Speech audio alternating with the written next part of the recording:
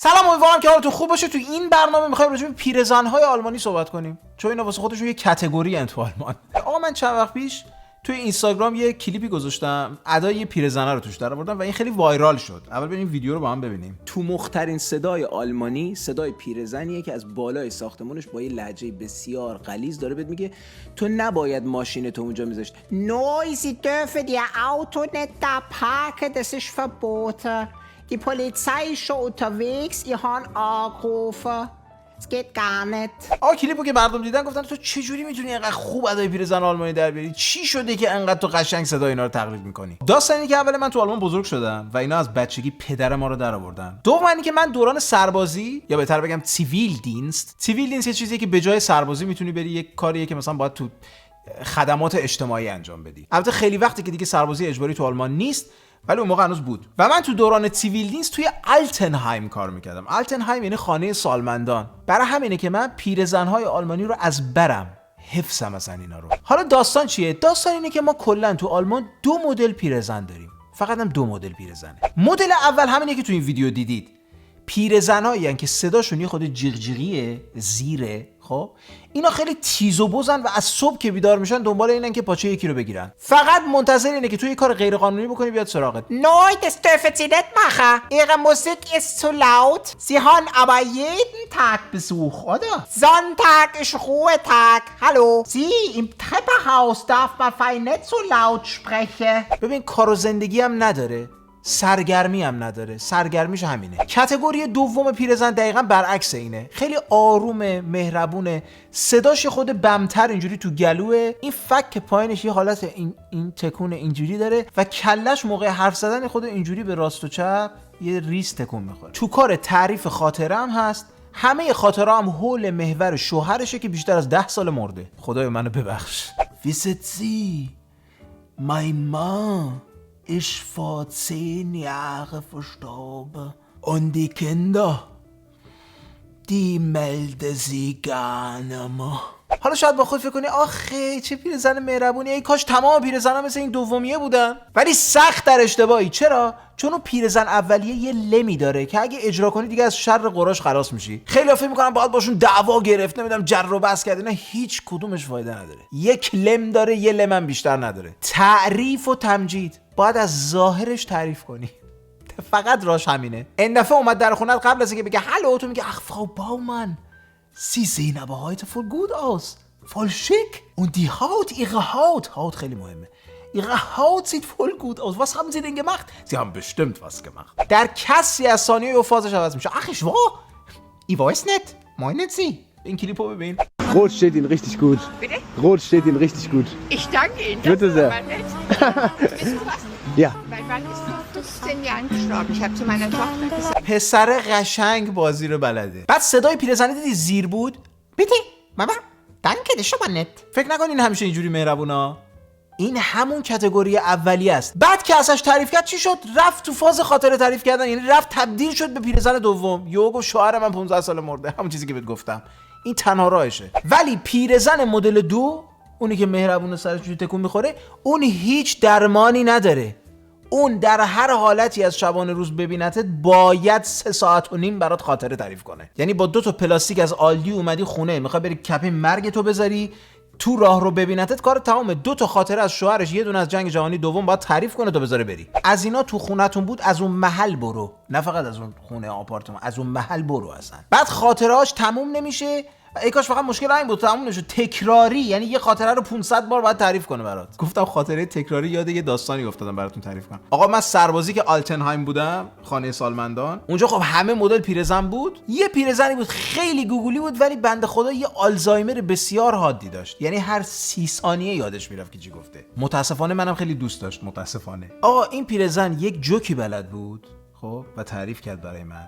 و چون آلزایمر داشت، تو اون 9 ماهی که من اونجا سربازی بودم بالغ بر 3500 بار این جوکو برای من تعریف کرد. من مطمئنم دلیلی که خانواده‌اش فرستادنش خانه سالمندان همین جوک بود. بیچاره کرد منو، بیچاره دارم بهت میگم ها. حالا جوکه چی بود؟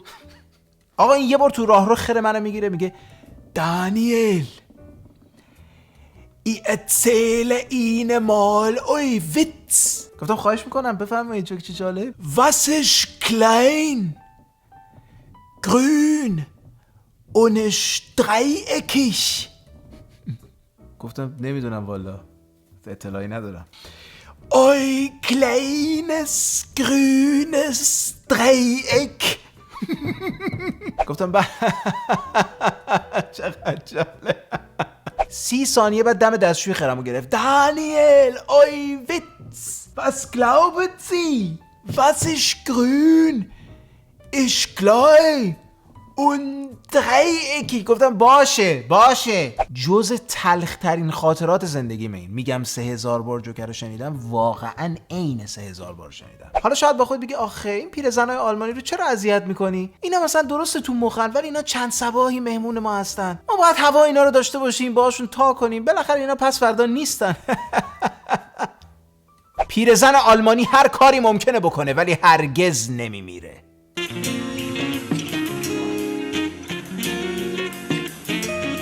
Ich bin Johanna Quaas, ich bin 89 Jahre alt und man nennt mich die Turnoma.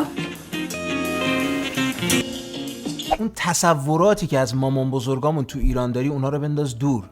تو 80 سالگی یارو شایان جان غذا حاضره بلا میسن نخوری شایان جان مامان جان. پیرزن آلمانی اصلا یه کتگوری دیگه است، اصلا یه موجود دیگه است. استخوان بندیش ببین از بیس فرق میکنه. حالا ممکنه با خود بگی بابا یه دونه پیرزن ورداشی استثناء پیدا کردی به ما نشون دادی، میگه همه پیرزن آلمانی اینجوریه. پس این ویدیو رو نگاه کن. Etwa 17.000 Hundertjährige gibt es in Deutschland. Dreimal so viele wie im Jahr 2000. 17,000 تا 100 ساله تو آلمان است. تو ایران یه دونه 100 ساله پیدا میکنن، تو اخبار نشون میدن، BBC پخش میکنه. پیرزنی در روستای چلچوسخان 102 ساله شد. 17,000. حالا سن مهم نیست، بقیه‌شو ببین. Ingeborg Wolf ist 103 Jahre alt. Aber das sieht man ihr wirklich nicht an. In ein paar Tagen wird sie als Model bei einem besonderen Fotoshooting auftreten. Da wäre ein neues Kleidungsstück vielleicht ganz passend. مدله. بعد تو دختر خوشگل 25 ساله بدون فیلتر عکس نمیذاری تو اینستاگرام، خود یاد بگیر. بعد این فیلترات چیه؟ چرا از یه آدم دیگه میشید؟ من نمیدونم، مثلا اونی که تو اینستاگرامه مگه نباید مربوط باشه به اونی که تو دیت میبینی؟ بعد فکر نکنی مثلا فقط از نظر ظاهری اینا فیتنا، باطنو باید بیای ببینی آتیش پاره. Ich fühle mich heute besser als mit 20. Mit 20 fühlte ich mich unattraktiv. Auf Sexualität und neue Beziehungen will sie nicht verzichten. Ob per Anzeige oder später dann im Internet, neue finden sich immer. آگهی میده تو روزنامه و یا اینترنت، مثلا تو اپ و اینا میگرده و میگه neue finden sich immer، یعنی آدمای جدید همیشه پیدا میشن براش. خاک تو سر من و تو، فقط اینو بهت بگم. Was mir schon fehlte, war die sexuelle Beziehung. Und da gibt es ja durchaus Möglichkeiten, im Internet Kontakte zu finden. دلش رابطه جنسی میخواد. حالا اینجا اشکال نداره. بعضیش میپرسن که چجوری وارد رابطه میشدی با اینا؟ چیکار میکردی؟ Es ging zunächst, ja, möglicherweise nur um Sex. Da habe ich allerdings für mich nicht nur an Sex gedacht. Da habe ich gedacht, auch lass mal kommen, das vielleicht entwickelt sich daraus noch mehr. میگه اول برام داستان سکسه، بعد حالا در آینده ببینیم چی پیش میاد، حالا خدا بزرگه. بعد ما تو این سن میخوایم با یکی بریم بیرون، حالا بیاد توضیح بده بدونم قصدت چیه، آینده چی، ازدواج میکنه. بابا اینو الگوی خودتون قرار بدین. داداش شوخی میکنم ها، کامنتات جر ندین منو، شوخیه اینا، به خدا شوخیه، یک کم جدی داره ولی خب. بعد فکر نکنید که مثلا تعداد محدودی از اینا فقط از نظر سکشوالی فعالن. من همونجا که تو سربازی تو خانه سالمندان کار میکردم، اونجایی که عاشق من شد یه 88 ساله روپا، این یه پیرزن اتفاقا بسیار پولداری بود که من چون خیلی خوب باش برخورد میکردم یهو عاشق ما شد، ما اصلا نفهمیدیم چی شد. یه روز تو حیاط اون خانه سالمندان نشسته بودیم، عین واقعیت ها، من اینو برای دوستام تعریف کردم. همینجوری نشسته بودیم داشتیم صحبت میکردیم، یهو گفت دانیل، مدل فکش هم اینجوری تکون میخورد، دانیل ich liebe sie. من گفتم که منم شما رو خیلی دوست دارم، مثلا مرسی ممنونم. گفت nein, ich meine, ich liebe sie wirklich. Hören Sie, mein Mann ist schon verstorben schon lang und meine Kinder sind alle weg. Die haben Geld, die haben genug Geld. Die haben ein Haus wenn sie wolle können wir zusammenziehen. بعد منم اون موقع 19 20 سالم بود، عقل نداشتم که گفتم فرار کردم، مثلا ترسیدم، مثلا شدم رفتم. یکی از اشتباهات بزرگ زندگیم بود، الان امروز فهمیدم. من ویدیوی قبلی یوتیوب که گفتم سر دیت و حساب کردن پول بود، گفتم که مردا باید پول دیت و حساب کنن همیشه، اصلا مرد باید پول دیت و حساب کنه، مرد ناسلامتی. یکی اون زیر برای من کامنت گذاشت، نوشت که من خانومم آلمانیه، وقتی دانشجو بودم چون اون درآمدش خوب بود همیشه خودش همه چیزو حساب میکرد، تازه خرج سفر پدر و مادرم هم از ایران به آلمان اون میداد. تو همون اشتباهی که من اون موقع کردم رو وقتی 19 20 سالم بودم تو اون اشتباه رو نکردی. تو اون 88 ساله که بهت پیشنهاد دادم اون چسبوندی رفتی دیگه. منم اگه عقل تو رو داشتم الان یه هاوس داشتم که اجاره داده بودم، تو یکی هم داشتم زندگی میکردم، الان مجبور نبودم اینجا ویدیو یوتیوب بگیرم که تو بیا این زیر برای من کامنت بدی. جناب آقای شوگریان. حالا شاید سوال کنی که پس فایده این پیرزنا چیه؟ اینا که نه کار و زندگی دارن نه میمیرن. اینا واسه چیکار میکنن؟ که سربار دولتن که فقط یعنی حقوق بازنشستگی میگیرن؟ نه خیر، اینا یک وظیفه بسیار مهم در سیستم آلمان دارن. پیرزن آلمانی وظیفش نظارت بر اجرای قانونه. این عکس رو احتمالاً دیده باشید، خیلی عکس معروفیه.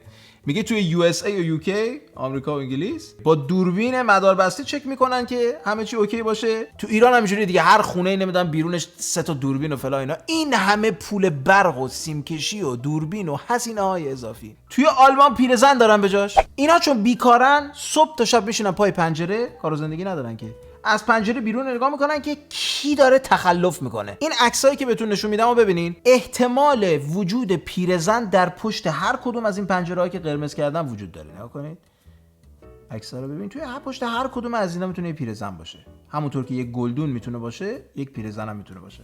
ببینید همه اینجاها میتونن قایم شده باشن، همه اینجاها میتونن باشن، حتی اون بالا. الان مثلا با خود میگی باره بابا من دارم تو عکس میبینم دیگه، کو الان مثلا این پنجره، این کجا پیرزن داره؟ عزیزم من آلمان به دنیا آمدم یا تو 2 دقیقه صبر کن، میخوای ببینی کجاست؟ ببین. Der wartet auf seine Alte. Patsch, patsch. Wenn klappt, dann kommt sie runter. Aber der Hund darf nie mit. Wie tut der Hund leid? ببین همینجا گول میخوری میره تو پاچت. از بیرون معلوم نیست این پشت پیرزنه، ولی همونطور که میبینی هست. حالا چرا دارم اینو بهت نشون میدم؟ چون یکی از بزرگترین اشتباهاتی که میتونی تو آلمان مرتکب بشی اینی که مثل ایران مثلا بزنی به یه ماشینی تو کوچه و بگی کسی ندید، گازو بگیری بری. به این کار تو آلمان میگن فاغافلوخت. فاغافلوخت یعنی فرار راننده از صحنه جرم، بزنی در بری. کسی ندید نداریم تو آلمان، حتما یکی دیده. کی دیده؟ همینی که داری میبینی از این زیر. جریمه‌ش هم بسیار سنگینه. هم من این ترو زدم و به چخ رفتم، هم پدرم این ترو زد و به چخ رفت. برای همین تو به چخ نرو. این بود از برنامه امروز، امیدوارم که لذت برده باشی. اگه دوست داشتی لایک کن، کامنت بذار این چرت و پرتا. و اگه خواستی آلمانی یاد بگیری برو توی وبسایت deutschtalk.com و از اول از A1 زبان استارت بزن یاد بگیر. یه وبسایت زدیم مثلا ترکوندیم. پیام این برنامه بود که با پیرزن آلمانی طرح رفاقت بریز. دشمنی باهاش شما رو 1 قدم به قبر نزدیکتر میکنه، چون اون هرگز نمیمیره. شب خوبی داشته باشید. Das kommt nicht aus Deutschland. Das kommt nicht aus Deutschland. Woher willst du wissen? Steht hier drauf. Kommt aus Germany. Germany ist Deutschland.